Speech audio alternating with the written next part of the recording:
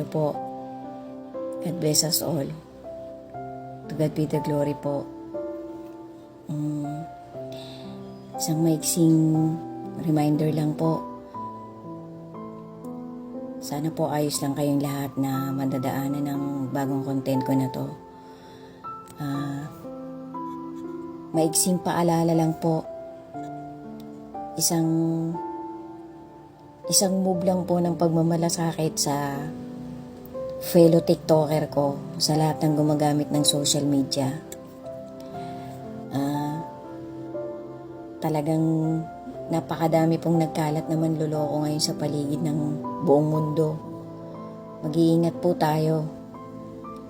Kung minsan po, hindi natin alam sa pagiging mabuting tao ng isang tao, binibiktima siya ng mga maraming style ng pang-scam at panloloko.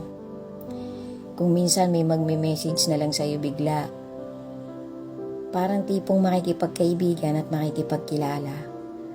Tapos habang kinakausap mo siya, unti-unti na niyang kinukuha ang impormasyon mo. Kunwari mabuting tao yung kausap mo, pero hindi mo alam, binibiktima ka na niya. Bakit pa ginagawa ng ibang tao ang mabiktima ng kapwa nila? Isa po siguro sa dahilan yung minsan akala nila yung kausap nila ganun kadaling lokohin. Ganun kadaling bumigay kasi malungkot. Naghahanap minsan ng kausap. Nakakatakot po guys ang panahon natin ngayon. Kasi biblically written din po. Dadating ang panahon na ang tao hindi na natatakot kung masama man o hindi masama ang ginagawa niya. Basta go na lang siya ng go. Kahit may masasaktan siya o may masasaktan o masasagasaan siya sa masamang balak niya, wala na siyang pakialam. Basta ang importante, maging masaya siya. Guys, mag-ingat po tayo. Alam ko po, marami sa atin yung nag-i-struggle para makasurvive. Kasi kahit saan naman po talaga, ang hirap ng buhay eh. Kung yung mayaman nga po, yung talagang mayaman na hindi naman talaga mayamang-mayaman, kinakapos eh. Ano pa po kaya yung sapat lang para makaraos sa isang araw? Nakakaawa po yung mga nabibiktima ng mga nang-i-scam. Sana po guys, dagdagan natin yung pagtawag natin dun sa itaas para masamahan niya tayo lagi. Para kahit may gustong manloko sa atin, may gustong manakit sa atin, gagawa at gagawa ng paraan. Ang Diyos na buhay na nag-iingat sa mga taong kumikilala sa kanyang wisdom, sa kanyang katuwiran, ililigtas po agad niya tayo pag alam niyang tayo'y mapapahamak sa sino mang gustong gumawa ng masama sa atin.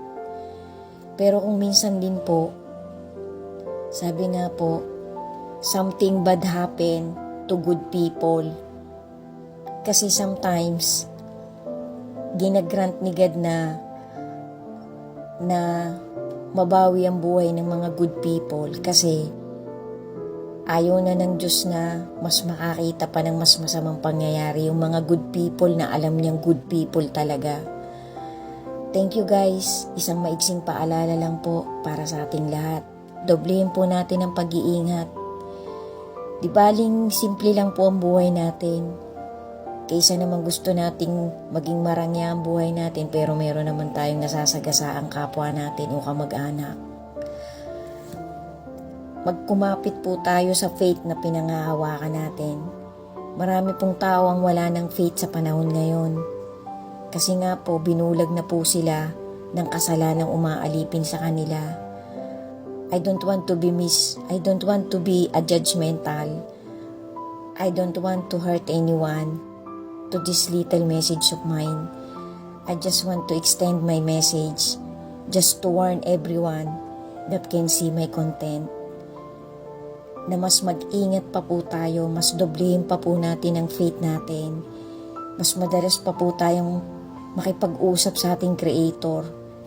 Kasi sabi nga po, Kahit 1,000 pa ang kalaban mo, ililigtas ka pa rin ng Panginoon kung buong puso mo siyang pagtitiwalaan ang buhay mo at pagmamahal mo.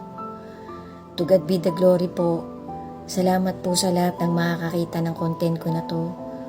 Thank you po sa lahat ng nag-view ng profile ko. Hari nawa po lahat tayo ay iligtas ng Panginoon sa mga social media account natin. Gamitin po natin ang tama at matuwid ang kung anumang wisdom na ipinapahiram sa atin ng ating Panginoon, ng ating Creator at ng Kanyang bigatin Son. Gamitin po natin sa tama at mabuti ang buhay na pinanghahawakan pa po natin. Magkumapit po tayo kasi any moment po, pwede pong bumalik na ang ating Panginoong Hesus upang agawin ang lahat ng nagmamahal at nagtitiwala at naghihintay sa Kanyang salvation. To God be the glory po ulit. God bless us all. And always remember, faith is the completeness of good deeds, love, and hope. Hindi po natin kayang iligtas ang ating mga sarili at ang ating mga mahal sa buhay. Walang sino mang makakapagligtas sa ating lahat, kundi ang nag-iisang Diyos na buhay na nagmamalasakit mula noon hanggang ngayon. Labanan po natin lahat ng uri ng kasamaan. Labanan po natin lahat ng decepsyong ginagawa ng masama sa buong mundo. Ipagdasal po natin yung mga kapwa natin Kristiyano at may faith sa ating Creator. Amen. Ingat po tayo lagi. God bless us all. Pray a lot and always have steadfast faith to our Creator and to His begotten Son. Amen. God bless us all po.